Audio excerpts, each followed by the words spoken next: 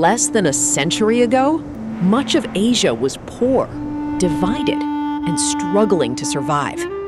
Across the continent, millions of people worked in rice fields, traveled through crowded streets, and lived simple lives with very little. In villages from India to Vietnam, from China to Indonesia, people woke up before sunrise, worked until long after sunset.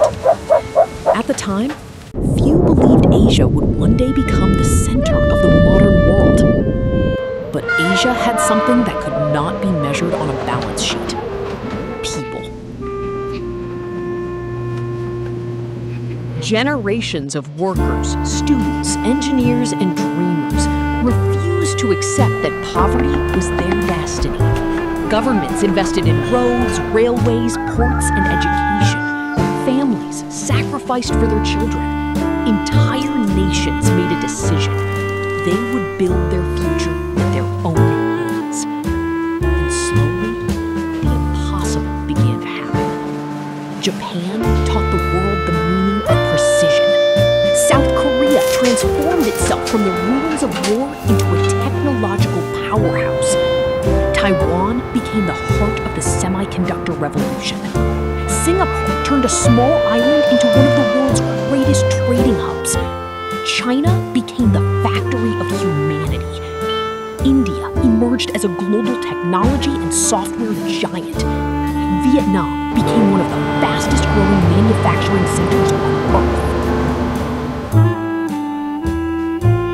One factory became 1,000. One port became 100. One generation became many.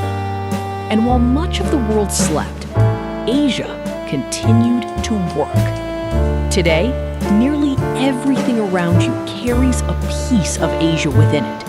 Your smartphone, your laptop, your television, your car, your medical equipment, your household appliances, even the microchips that power modern civilization.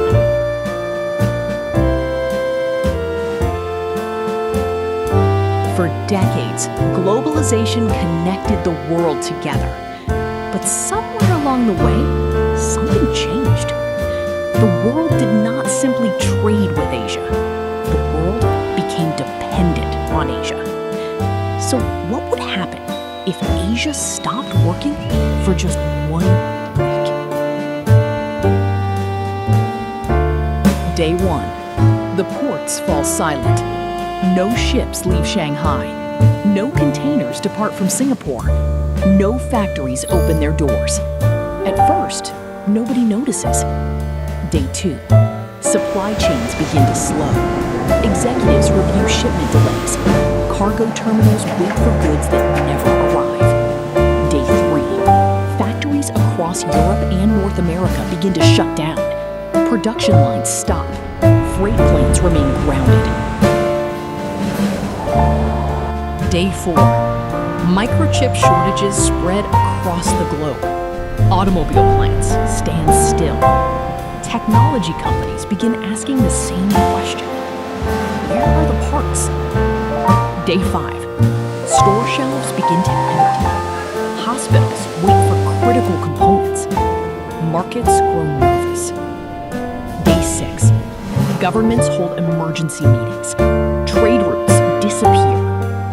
For the first time in modern history, the world realizes something it never wanted to admit.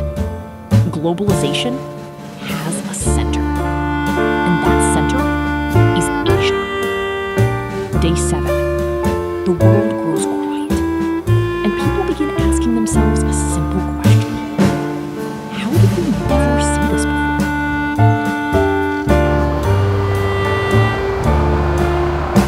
The answer is simple. Because Asia did not rise overnight. It rose one classroom at a time, one factory at a time, one port at a time, one generation at a time. And in the end, perhaps the story of Asia was never really about economics.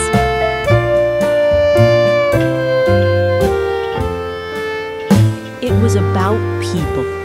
The farmer planting rice at sunrise. The student studying late into the night.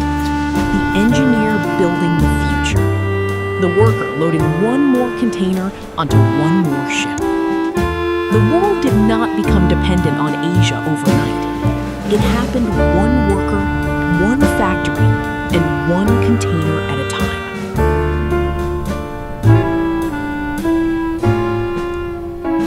The danger facing other countries around the world today is not Asia's rise.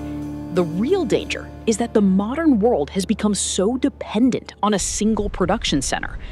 For history has shown us time and again that when a civilization begins to obtain everything it needs from a single source, it has effectively relinquished control over its own future.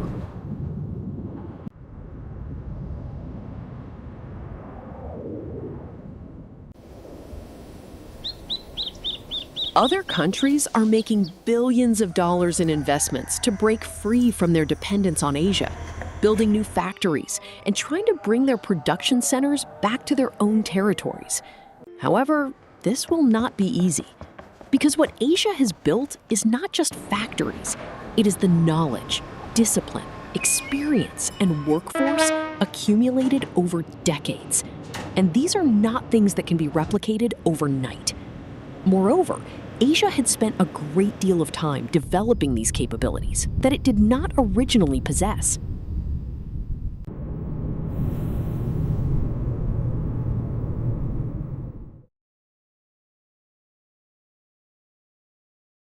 Don't forget to subscribe and show your support. Until the next video. Bye for now.